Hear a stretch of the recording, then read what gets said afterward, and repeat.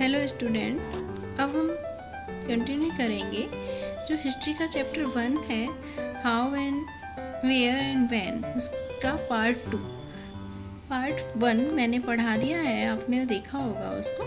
अब हम part 2 continue करेंगे। पार्ट 1 में हमने देखा कि जो हिस्ट्री है वो जो गवर्नर जनरल थे उसके इर्द गिर्द मतलब उस तरह की चलती थी। जो इंडियन हिस्ट्री है उसमें जो इंडियन थे ना, उसमें इंडियन की एक्टिविटीज़ कोई मायने नहीं रखती थी पहले के टाइम में, जबकि यहाँ पे जो गवर्नर जनरल थे ज़्यादातर उन्हीं के बारे में शो किया जाता था और उन्हीं के बारे में बताया जाता था।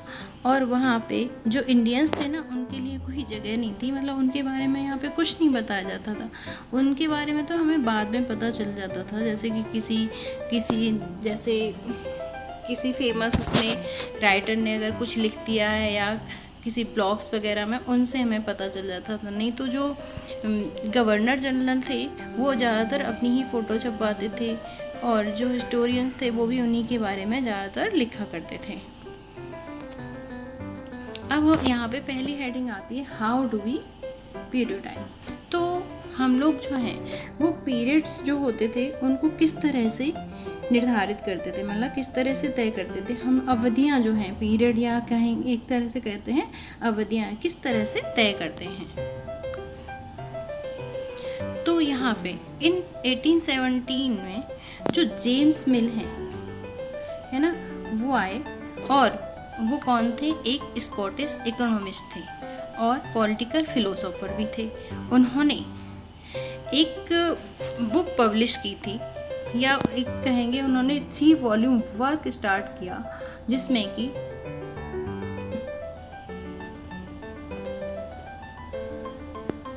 जिसमें दिखाया गया कि मतलब जो हिस्ट्री है उसको 3 पीरियड्स में डिवाइड किया गया। कौन से वो 3 पीरियड थे?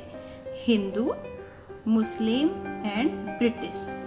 और फिर उन्होंने this periodisation came to be widely accepted, लोगों ने इस पीरियडाइजेशन को एक्सेप्ट भी कर लिया।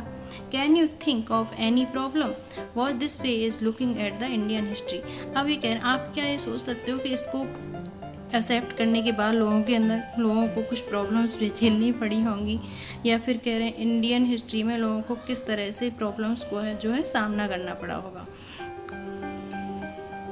जो ये जेम्स मिल थे उनको ऐसा लगता था कि जो एशिया का जो पूरा का पूरा समाज है ना, वो सभ्यता में मतलब कल्चर में यूरोप से बहुत ज़्यादा पीछे है। इंडिया में ब्रिटिशर्स के आने से पहले जो कि हिंदू थे और मुस्लिम थे ना, उनके तानाशाह जो होते थे, मतलब जो उनके राजा होते थे, जो उनके रूलर्स होते थे, उन्हीं का ही राज चलता था। यहाँ पे चारों तरफ क्या होता था कि मतलब धर्म के नाम पे लड़ाइयाँ होती थी, लोगों में बहुत ज़्यादा अंधविश्वास था। ऐसा किसका मानना था? जेम्स मिल का इस तरह का मानना था। जेम्स मिल की पिक्चर इस आपकी एनसीईआरटी बुक में नहीं है, लेकिन हमने यहाँ पे इस स्लाइड के बाद वो पिक्चर हम आपको दिखाएंगे। अब हम यहाँ पे पढ़ते हैं, Why do try and divide history into different period। अब ये बताइए कि हिस्ट्री को डिफरेंट पीरियड्स में डिवाइड करना कोई इम्पोर्टेंट नहीं है।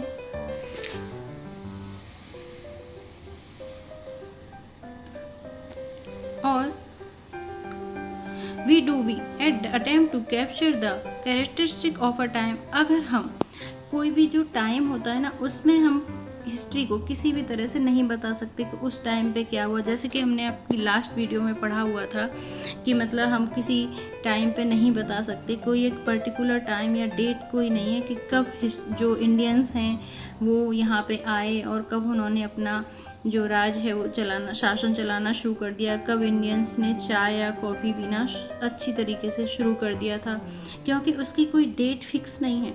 अब हम इसको किस में कर सकते हैं? As central features as they appear to us, so the term through with the periodise. अब हम इसको पीरियड में तो डिवाइड कर सकते हैं, तो इसी वजह से यहाँ पे पीरियडाइजेशन में इन्होंने इसको हिस्ट्री को जो है वो बांटना चाहा। तो डिफरेंट बिटवीन पीरियडाइज बिकम इम्पोर्टेंट, तो इसी वजह से जो पीरियडाइज है वो ज़्यादा इम्पोर्टेंट हो गया। They reflect our ideas about the past, क्योंकि जो हमारे पास्ट के आइडियाज़ हैं वो बताए जा सकते हैं। They show how we see the significance of a change from period to the next. मतलब यही जो पीरियडाइजेशन है यही बता सकता है कि पहले जो मुस्लिम्स हैं उनके राज्य में क्या हो रहा था, है ना। जब हिंदुओं का शासन होता था उस टाइम पे क्या होता था, जब ब्रिटिशर्स आ गए इंडिया में तो उस टाइम पे किस तरह से था। तो ये हम पीरियडाइजेशन में तो बता सकते हैं, लेकिन टाइम में बताना थोड़ा बहुत ज़्यादा डिफ़िकल्ट हो जाएगा। अब हम नेक्स्ट स्लाइड की तरफ चलते हैं। यहाँ पे जेम्स मिल की पिक्चर दी गई है, आपको दिख रही है ना, ये जेम्स मिल की पिक्चर दी हुई है। हम यहाँ पे पढ़ते हैं मिल ये बहुत ज़्यादा ये सोचते थे कि जैसे मैंने बताया ना, Asian societies were at a lower level of civilisation. जब जो एशियन सोसाइटीज़ थी ना, यहाँ का जो समाज था वो बहुत ज़्यादा असभ्य था। मतलब जब यूरोपियन आ गए यहाँ पे, जब ब्रिटिशर्स आ गए, तभी लोगों ने सलीके से रहना सीखा। अकॉर्डिंग टू हिज टेलिंग, इन्होंने एक बुक भी लिखी थी हिस्ट्री।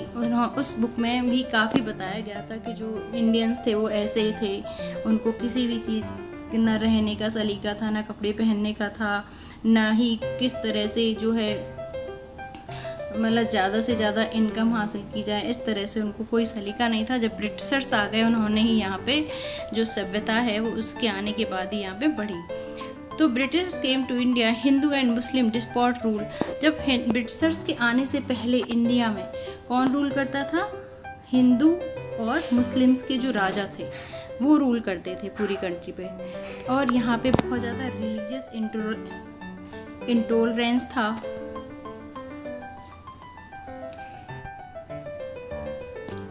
तो यहाँ पे रिलीजियस इंटॉलरेंस था, मतलब रिलीजियस धर्म के नाम पे बहुत ज़्यादा लड़ाई झगड़े होते थे। कोई किसी धर्म को मानता था, कोई किसी धर्म को मानता था। मतलब लोगों में बहुत ज़्यादा क्राइजेस होते रहते थे अंदर ही अंदर कि एक दूसरे के धर्म की अवहेलना करते थे। कास्ट टैबूज थे। कास्ट टैबूज का मतलब हो गया कि लोग जो थे वो अपर कास्ट और लोअर कास्ट में बटे हुए थे, इस तरह से था। और एंड सुपरस्टिशियस प्रैक्टिसेस जो हैं वो यहाँ पे बहुत ज़्यादा डोमिनेट होती थी। सुपरस्टिशियस प्रैक्टिसेस का मतलब है जो लोग थे ना वो मैजिक में बिलीव करते थे। जैसे मैजिक में मतलब कोई भी काम बस मैजिक से हो जाएगा, टोना टोटका, ये कर दो इससे ये हो जाएगा और ये कर दो इससे। तो इससे जो सोशल लाइफ थी बहुत ज़्यादा लोगों की वो डोमिनेट होती थी। जब ब्रिटिश रूल आया तो मिल फेल्ट गुड सिविलाइजेशन। तो यहाँ पे ब्रिटिश रूल के आने के बाद जो मिल हैं वो बता रहे थे कि इंडिया में कैसा हुआ, सिविलाइजेशन हो गया, मतलब इंडिया में जो सभ्यता आ गई। To do this it was necessary to introduce European manners. तो जब ब्रिटिशर्स ने यहाँ पे इंडिया में यूरोपियन मैनर्स को सिखाया, लोगों को आर्ट्स को सिखाया, मतलब किस तरह से कला है, और इंस्टीट्यूशंस लाए और लॉ, और जो इंडिया में कानून भी बनाए। Mill in fact suggested that the British should conquer all the territories in India, ensure the enlightenment and happiness of the Indian people. फिर क्या हुआ कि ये लोग थे इस तरह से मान रहे थे कि जब ब्रिटिशर्स आएंगे, ब्रिटिशर्स के आने के बाद इनका ऐसा मानना था कि यहाँ पे अब बहुत ज़्यादा जो हमारा इंडिया है वो बहुत ज़्यादा क्या करेगा, ग्रो करने लग जाएगा। तो जो ब्रिटिशर्स हैं वो इस तरह से लोगों को सजेस्ट करते थे कि अब आपकी इंडिया में बहुत ज़्यादा खुशी होगी, हर तरह से अच्छा ही होगा। For India was not capable for progress, क्यों विदाउट ब्रिटिशर्स की हेल्प के जो इंडिया है वो कभी भी प्रोग्रेस नहीं कर सकता। ऐसा किसका मानना था? ब्रिटिशर्स का मानना था। विदाउट ब्रिटिशर्स के हेल्प के जो इंडिया है वो कभी भी प्रोग्रेस नहीं कर सकता, उसके लिए इंडिया जो है वो कैपेबल नहीं है। नेक्स्ट स्लाइड पे चलते हैं हम लोग। In this idea of history, जो ब्रिटिशर्स थे, ये जो हिस्ट्री का आइडिया था, तो ब्रिटिश रूल का ऐसा मानना था कि जब ब्रिटिश रूल रिप्रेजेंट हुआ इंडिया में पूरी फोर्स के साथ, तो यहाँ पे जब ही अच्छे से प्रोग्रेस हुई, जब भी सिविलाइजेशन हुई, मतलब जब भी लोग सभ्य हुए और जब भी यहाँ पे प्रोग्रेस होना शुरू हो गई थी। This period before British rule, मतलब ब्रिटिश रूल के पहले जो इंडिया है ना उसमें बहुत ज़्यादा डार्कनेस थी, मतलब यहाँ पे कोई किसी भी तरह की कोई भी प्रोग्रेस नहीं थी, न लोगों में सिविलाइजेशन थी। Can such a conception be accepted today, क्या इस कॉन्सेप्ट को हम आज भी एक्सेप्ट कर सकते हैं? लेकिन नहीं, क्योंकि in any cases can be refer to the period of history Hindu Muslim. अभी हम इस टाइम पे कहीं भी नहीं मान सकते ये हिस्ट्री हिंदू पीरियड है, ये मुस्लिम पीरियड है, तो अभी तो बहुत ज़्यादा मुश्किल हो जाता। Did not a variety of faiths exist simultaneously, इसका मतलब होता है सिमल्टेनियसली का मतलब होता है लगातार, मतलब कह रहे हैं कि किस तरह से, मतलब जो ऐसा तो है नहीं कि यहाँ पे हिंदुओं का ही शासन चलता आ रहा हो या मुस्लिम्स का ही शासन चलता आ रहा हो, तो इस तरह इसको भी मानना बहुत ज़्यादा कठिन हो जाएगा, एक्सेप्ट करना कठिन हो जाएगा।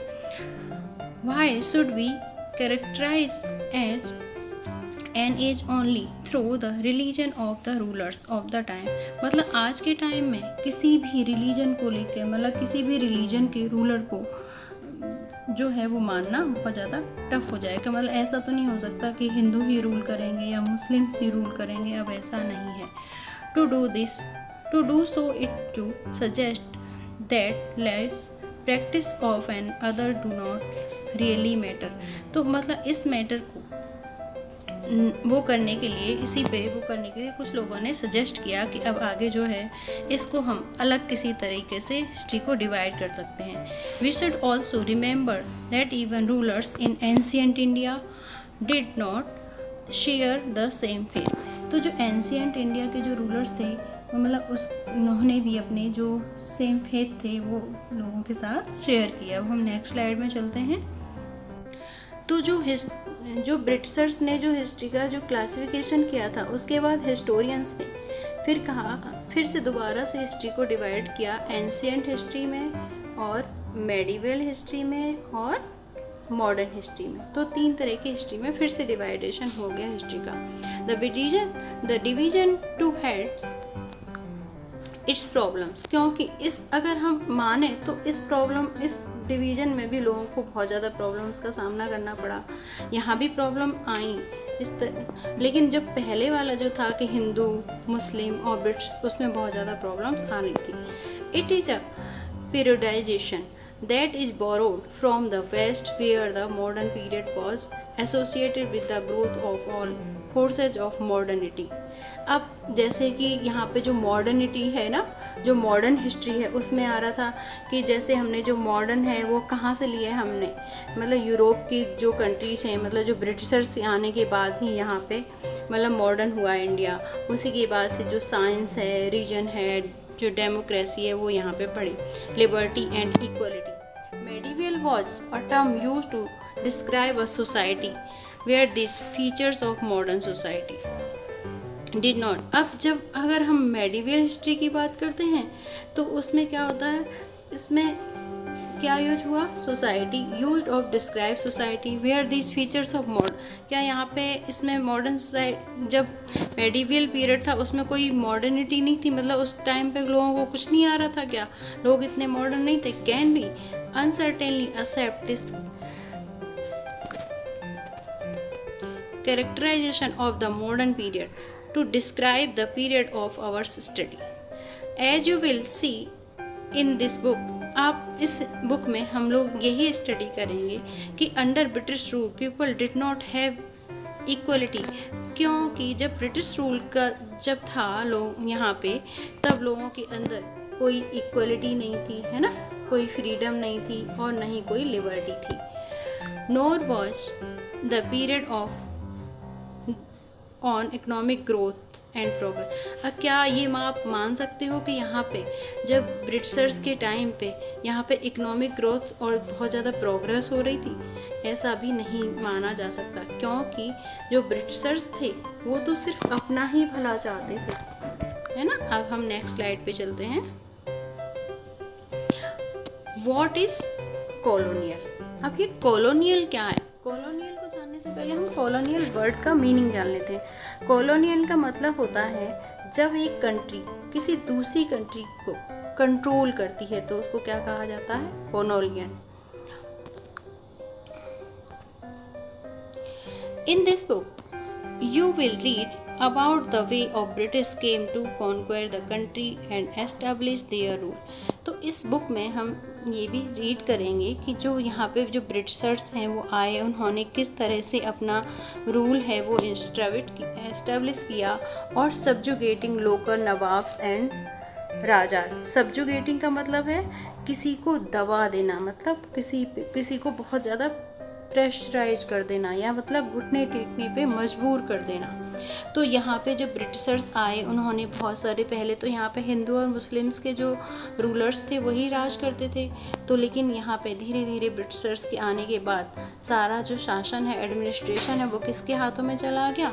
ब्रिटिशर्स के हाथों में ही चला गया। You will see how they establish control over the economy and society. आप लोगों ने देखा कि धीरे धीरे जो ब्रिटिशर्स हैं उन्होंने पूरी इकोनॉमी और सोसाइटी पे क्या कर लिया? अपना कंट्रोल कर लिया। Collected revenue to meet all over expenses. अब ये क्या करते थे? पूरा का पूरा जो रेवेन्यू कलेक्ट करते थे, मतलब रेवेन्यू का मतलब होता है किसी पे जैसे टैक्स ले लेना, मतलब तो यहाँ पे सारा का सारा जो एक्सपेंसेस होते थे, हाँ, ये रेवेन्यू से ही निकाल लेते थे अपने। और bought the goods they wanted at low price. और यहाँ से जो इंडियन से ये जो गुड्स खरीदते थे ना, जो भी सामान खरीदते थे उसको क्या करते थे? ये लो प्राइसेस पे खरीदते थे। और जो प्रोड्यूस जो क्रॉप्स होती थी उनको भी ये क्या करते थे? उनको एक्सपोर्ट कर देते थे यहाँ से, है ना। और कैसे प्राइसेस पे? लो प्राइसेस पे। And you will understand the changes that came about as a conquest. और यहाँ से जो लो प्राइसेस पे खरीदने के बाद में जो ब्रिटिशर्स हैं उसको जब बाहर की कंट्रीज़ में अपनी उधर भेजते थे तो उसको जो प्राइजेस हैं वो हाई होते थे, तो उसमें भी इनकी इनकम हो जाती थी।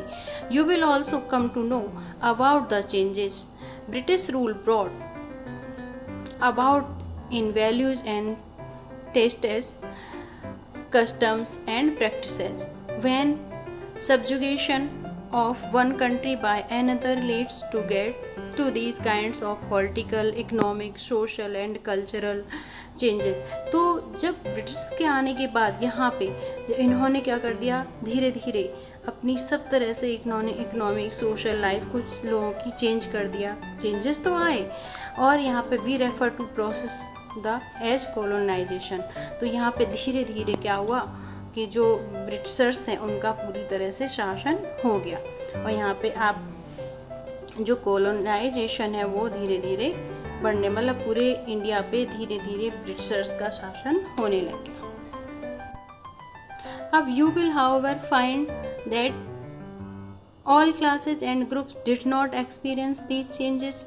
अब हम इस तरह से आप लोगों ने देखा कि मतलब हम लोग जो अलग अलग क्लासेज हैं उसमें इसको जो हिस्ट्री है मतलब चेंजेस को पढ़ेंगे, लेकिन जो हिस्ट्री का जो नाम है वो क्या कर दिया इन्होंने, इसको हम इस बुक को क्या कर सकते हैं, आवर पास्ट, मतलब जो हमारा पुराना समय है ना, आवर पास्ट मतलब पास्ट तो हो गया पुराना और पास्ट मतलब प्लूरल कर दिया इसको, आवर पास्ट इसका नाम दे दिया गया हिस्ट्री की बुक को। क्या नाम दे दिया गया, आवर पास्ट। अब यहाँ पे नेक्स्ट स्लाइड आ जाती है, इसमें जो हेडिंग दी गई है एडमिनिस्ट्रेशन प्रोसेस रिकॉर्ड, मतलब जो एडमिनिस्ट्रेटर्स थे वो अपने क्या करते थे, कुछ रिकॉर्ड्स भी रखते थे। तो उनके जो रिकॉर्ड्स वगैरह हैं ये तो किसी भी के लिए भी जो अपने रिकॉर्ड्स होते हैं बहुत ज़्यादा इंपॉर्टेंट होते हैं। One important sources in the official records of the British administration, ये बहुत ज़्यादा एक इम्पॉर्टेंट बात है कि मतलब जो ऑफिशियल रिकॉर्ड्स थे ना, वो ब्रिटिशर्स जो एडमिनिस्ट्रेशन करते थे वो अपने ऑफिशियल रिकॉर्ड भी रखते थे। The British believe that the act of writing was important. जो ब्रिटिशर्स का मानना ये था कि मतलब किसी भी चीज़ को रिटन में होना बहुत ज़्यादा इम्पॉर्टेंट है। Every instruction, plan, policy, decision, agreement, investigation had to be clearly written, मतलब हर कोई भी इंस्ट्रक्शन दी जाए या कोई भी प्लान बनाया जाए या कोई भी पॉलिसी लागू की जाए या कोई भी डिसीजन लिया जाए या कोई भी एग्रीमेंट साइन किया जाए या कोई भी इन्वेस्टिगेशन की जाए, उसको बिल्कुल क्लियरली क्या करना चाहिए, राइट करना चाहिए और वो लिखा होना चाहिए, लिखित में होना चाहिए। Once this was done, things could be properly studied and debated। तो उससे क्या हो जाएगा, अगर ये पूरा प्रॉपरली लिखित में होगा तो उसको कभी भी स्टडी किया जा सकता है और उस पर डिबेट भी हो सकता है, मतलब कभी उसको आसानी से देखा जा सकता है बाद में भी। This convenience produced an administrative culture of memos, notings and reports। तो इसमें जो एक वो होता था, तो जैसे वो रिटर्न में करते थे तो उसमें क्या होता था कि जो कुछ मेमोज बनाए जाते थे, है ना, नोशंस या रिपोर्ट्स जो वो हैं वो तैयार की जाती थी। मेमोज क्या होते हैं, मेमोज होते हैं एक तरह की फाइल होती है जो डिपार्टमेंट से दूसरे डिपार्टमेंट में भेजी जाती है, वो उनको क्या कहते हैं, हम मेमोज कहते हैं। अब नेक्स्ट स्लाइड की तरफ चलते हैं हम लोग। The British also felt that all important documents and letters needed to be carefully preserved। अब ब्रिटिशर्स का ऐसा मानना था कि जो भी important documents हैं उनको क्या करना चाहिए, प्रिजर्व, मतलब अच्छे से ध्यानपूर्वक उनको रखा जाना चाहिए। से दे सेट अप रिकॉर्ड रूम, तो उन्होंने क्या कराया, रिकॉर्ड रूम्स बनवाए और वो कहाँ से अटैच होते थे, attach to all administrative institution, वो एडमिनिस्ट्रेटिव इंस्टीट्यूशन से अटैच्ड होते थे। और द प्लेस, या तो वो किससे होते थे, जो प्लेस तहसीलदार का जो ऑफिस होता था उससे अटैच होते थे, और जब कलेक्ट्रेट का जो ऑफिस होता था उससे अटैच्ड होते थे, या कमिश्नर का जो ऑफिस होता था उससे अटैच होते थे। द प्रोविजनल जो सेक्रेटरीट होते थे उनके ऑफिस से अटैच होते थे। और the law court all had there record rooms, और एक सारे के सारे क्या थे, रिकॉर्ड रूम्स जो बनाए जाते थे वो कहीं ना कहीं एक रिकॉर्ड रूम में जो डॉक्यूमेंट्स थे वो रिकॉर्ड रूम में रखे जाते थे बिल्कुल safely. Specialised institutions like archive and museum were also establish to be preserve important records. इन्होंने जो स्पेशलाइज्ड इंस्टीट्यूशंस बनाए, जैसे नहीं होते आर्चीव्स होते हैं या जैसे म्यूजियम टाइप के होते हैं, उस तरह से इन्होंने जो ब्रिटिशर्स ने एस्टेब्लिश कराए, मतलब स्थापित कराए, और किस लिए कराए, वो इम्पोर्टेंट रिकॉर्ड्स को रखने के लिए। Letters and memos that move from one branch of the administration to another in the early years of the 19th century can still be read in the archives। तो जो 19th century में जो है ये सब शुरू हो गया था, मतलब जो मेमोज को रखना या लेटर्स को एक जगह से दूसरे उस पर भेजना। You can also study the notes, reports and the district official prepare. तो आप लोग क्या इनको स्टडी भी कर सकते थे, जैसे कोई नोट्स वगैरह हैं, कोई रिपोर्ट्स वगैरह बना के अलग डिस्ट्रिक्ट ऑफिशियल से उनको प्रिपेयर कराया जाता है। और the instruction and directives that were sent by official at the top of provincial administration. और वो सारे के सारे जो रिकॉर्ड हैं वो बहुत अच्छी तरीके से रखे जाते थे और उनका बहुत ज़्यादा एडमिनिस्ट्रेशन होता था। सारे के सारे जो डॉक्यूमेंट्स थे उनको बहुत अच्छी तरह से संभाल कर रखा जाता था। अब हम नेक्स्ट स्लाइड की तरफ चलते हैं। In the early years of the 19th century, जो 19th सेंचुरी में जो डॉक्यूमेंट्स वर केयरफुली कॉपीड, फिर क्या हुआ, जो डॉक्यूमेंट्स थे उनको क्या है, केयरफुली कॉपी किया जाने लगा। Out of the beautifully written by, जो कैलीग्राफिस्ट थे ना, कैलीग्राफिस्ट कौन होते हैं, जिनकी राइटिंग बहुत ज़्यादा अच्छी होती है और जो साफ़ होती है और उसको बड़े अच्छे से डेकोरेटिव तरीके से लिखते हैं, वो क्या कहलाते हैं, calligraphist. That is by those who specialise in the art of beautiful writing, जैसे कि यहाँ पे दिया गया है ना, जो कि ब्यूटीफुल आर्ट राइटिंग में बहुत ज़्यादा उसके स्पेशलाइज्ड होते थे। By the middle of the 19th century with the spread of printing, multiple copies of the record were printed as proceeding of each government department। फिर क्या होने लगा, इसके बाद से इनकी बहुत सारी कॉपीज और को प्रिंट किया जाने लग गया, और जो रिकॉर्ड्स हैं वो अलग अलग डिपार्टमेंट में, गवर्नमेंट के डिपार्टमेंट में वो रखी जाने लग गई। अब हम नेक्स्ट स्लाइड पे चलते हैं। नेक्स्ट स्लाइड, सर्वे बिकम इम्पॉर्टेंट। जो सर्वेज होते हैं वो इम्पॉर्टेंट क्यों होते हैं? The practice of surveys also became common under the colonial administration. जो ब्रिटिशर्स थे उनका ऐसा मानना था कि अगर हमें सही जगह पर, किसी भी जगह पर एडमिनिस्ट्रेशन अच्छे से करना है तो वहाँ के बारे में हमें पूरी कॉमन जानकारी होनी चाहिए, अच्छे से हमें वहाँ पर सर्वे कर लेना चाहिए। जो ब्रिटिशर्स थे ना, उनका ऐसा बिलीव था किसी भी कंट्री पे एडमिनिस्ट्रेशन करने के लिए उसके बारे में प्रॉपरली जानकारी होना चाहिए, तभी वहाँ पे जो इफ़ेक्टिवली जो एडमिनिस्ट्रेशन है उसको किया जा सकता है। By the early 19th century जो डिटेल सर्वे थे, उन्होंने ब्रिटिशर्स ने जो सर्वे स्टार्ट किए थे तो उन्होंने क्या किया, पहले इसके लिए उन्होंने एक मैप तैयार किया पूरी कंट्री का, और उसमें ये देखा कि इन दो कितने यहाँ पे विलेजेस हैं, कितने रिवेन्यू सर्वेस हैं, वो यहाँ पे कितने विलेजेस हैं और कितने रिवेन्यू हैं, उसके आधार पर यहाँ पे जो उन्होंने सर्वे हैं वो कंडक्ट कराए। The efforts was to know the topography. तो फिर इन्होंने ब्रिटिशर्स ने क्या जाना कि यहाँ की जो इंडिया की है जो टोपोग्राफी का मतलब है कि यहाँ का जो फिजिकल फीचर्स है ना वो किस तरह से है, यहाँ पे किस तरह की सॉइल पाई जाती है उसके बारे में, वहाँ की सॉइल की क्वालिटी क्या है, और वहाँ पे किस तरह का फ्लोरा एंड फ्यूना पाया जाता है, और जो लोकल हिस्ट्रीज है ना उसके बारे में भी जानकारी इन्होंने लेनी चाहिए। और ये किससे संभव था? जब वो सर्वे करेंगे और वहाँ पे जो क्रॉपिंग, किस तरह का जो क्रॉपिंग पैटर्न है वो अपनाया जाता है। All the facts in the necessary to know about the administration of the region. तभी हम किसी भी रीजन पे यहाँ पे जो एडमिनिस्ट्रेशन है उसको हम कर सकते हैं। From the end of the 19th century, जो 19th सेंचुरी के जो एंड में यहाँ पे ये इन्होंने क्या किया, सेंसस स्टार्ट कराए, सेंसस ऑपरेशन स्टार्ट किया। सेंसस क्या होते हैं? जनगणना होती है ना। सेंसस जो है एवरी 10 ईयर्स में एवरी 10 ईयर्स में कराए जाते हैं। तो दीज प्रिपेयर डिटेल, उसमें क्या करा है, पूरी की पूरी डिटेल्स के रिकॉर्ड रखा जाता है कि नंबर ऑफ़ पीपल कितने हैं, वहाँ पे जो लोग हैं इंडिया में कितने लोग रहते हैं, और उनका किस कास्ट के हैं, किस रिलीजन से हैं, कौन सा उनका ऑक्यूपेशन है।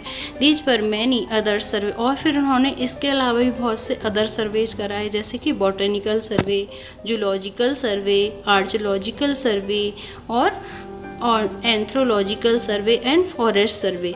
तो इन सर्वेज की वजह से जो यहाँ पे इन्होंने जो ब्रिटिशर्स ने कराए, उनका पूरा का पूरा मेन मोटो यही था कि अगर हमें इंडिया के बारे में अच्छे से जानकारी मिल जाएगी तो हमारा जो एडमिनिस्ट्रेशन करना जो है वो बहुत ज़्यादा ईजी हो जाएगा, और हमारे लिए बहुत ज़्यादा क्या हो जाएगा, बेनिफिशियल हो जाएगा। यहाँ पे एक प्लांट दिया गया है, जो कि कौन सा प्लांट है, ये एप्पल प्लांट है ना, कस्टर्ड एप्पल प्लांट है, जो कि 1770s में सर्वे के थ्रू ही इनको मिला। तो botanical garden and natural history museum, तो इन्होंने जो ब्रिटिशर्स ने इस प्लांट को कलेक्ट किया और अपने म्यूजियम में इसको एस्टेब्लिश किया, और specimens in the end information about their user. फिर जो ये प्लांट है ना, इसके पूरे के पूरे इसके बारे में हिस्ट्री तैयार की कि इस प्लांट के क्या बेनिफिट्स हैं ना, क्या यूज है, इस तरह से। और किससे जानकारी हासिल की इन्होंने, जो लोकल आर्टिस्ट थे उनसे इसके बारे में पूछा, इसकी पिक्चर को ड्रॉ कराया और इसके स्पेसिमेंस के बारे में पूछा। Historians are now looking at the way such information was gathered. तो फिर इन्होंने हिस्टोरियंस ने इसके बारे में, इस प्लांट के बारे में बहुत ज़्यादा जो इन्फॉर्मेशन है वो कलेक्ट की और इनको बताई। तो इनका जो ब्रिटिशर्स थे उनका ऐसा ही मानना था, किसी भी कंट्री पे अगर हमें जो एडमिनिस्ट्रेशन करना है तो पहले उसके बारे में पूरी जानकारी अच्छे से कलेक्ट करो, फिर उसके बाद उस पर शासन करो। तो उससे क्या होता है कि हमें सारा का सारा पता चल जाता है, और वो हम इनके लिए क्या हो जाता था, बेनिफिटेड हो जाता था। हम नेक्स्ट स्लाइड पे चलते हैं। यहाँ पे हेडिंग है what official recorded do not tell. तो क्या ये सारे के सारे जो रिकॉर्ड्स थे ना, जो ये क्या नहीं बताते थे, ये सिर्फ देखो, अब ये सिर्फ मतलब ब्रिटिशर्स के बारे में बताते थे कि मतलब इन्होंने ऐसा किया, मतलब उनको ही ऊपर रखते थे हमेशा।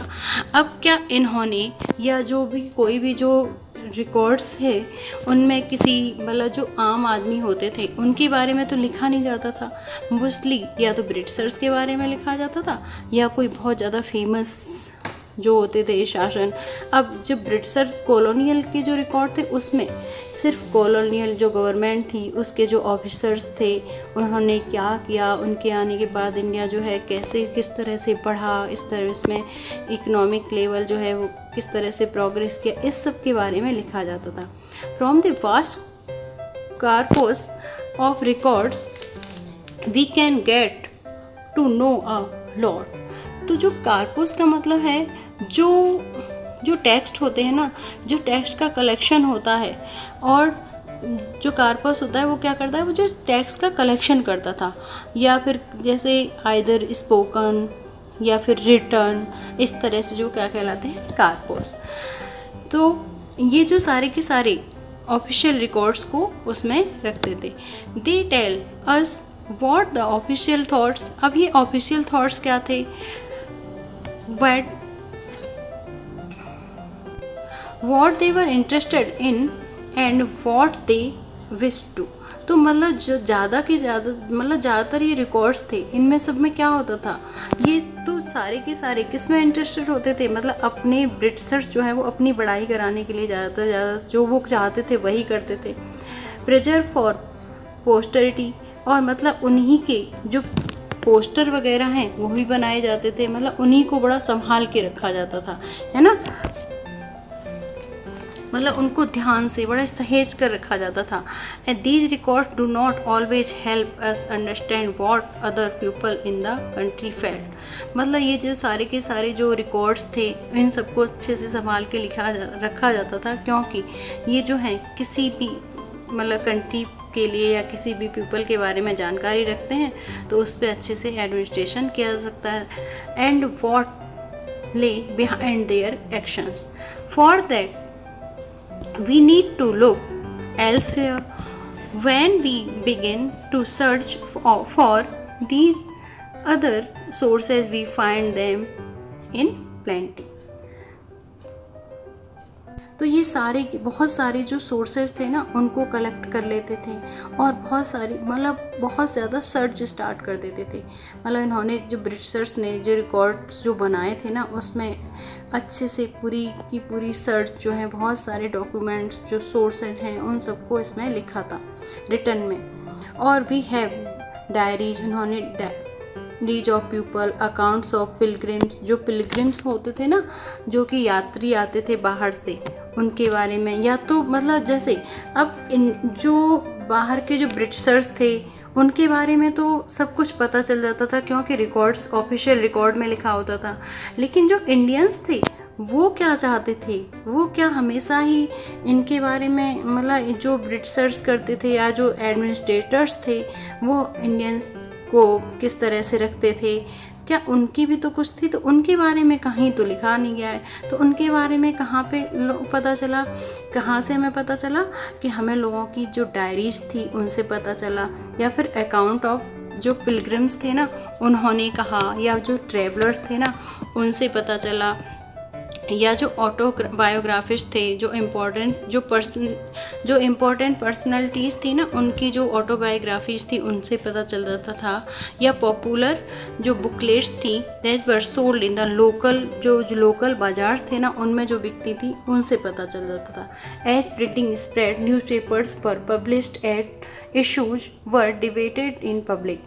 Leaders and reformers wrote to spread their ideas. जो लीडर्स होते थे और जो रिफॉर्मर्स होते थे वो अपने आइडियाज़ को लिखते थे। पोइट्स जो थे वो लिखते थे अपनी कविताओं में, या जो नोवेलिस्ट थे ना जो उपन्यास लिखते हैं वो अपने जो नोवेल्स थे उनमें लिखते थे कि मतलब जो लोगों की जो फीलिंग्स है ना वो क्या हैं, तो उसके बारे में यहाँ पे लोगों की जो फीलिंग्स के बारे में कि लोग क्या सोचते थे ब्रिटिशर्स के बारे में, वहाँ से हमें पता चलता है। नहीं तो जो रिकॉर्ड्स जो होते थे ज़्यादातर, उनमें तो सिर्फ जो ब्रिटिशर्स थे या जो एडमिनिस्ट्रेटर्स थे उन्हीं के बारे में सिर्फ लिखा जाता था। अब हम नेक्स्ट स्लाइड पे चलते हैं।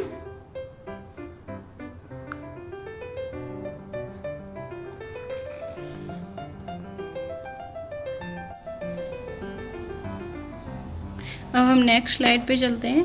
यहाँ पे जो है, इस पे जो पिक्चर्स दी गई हैं यहाँ पे,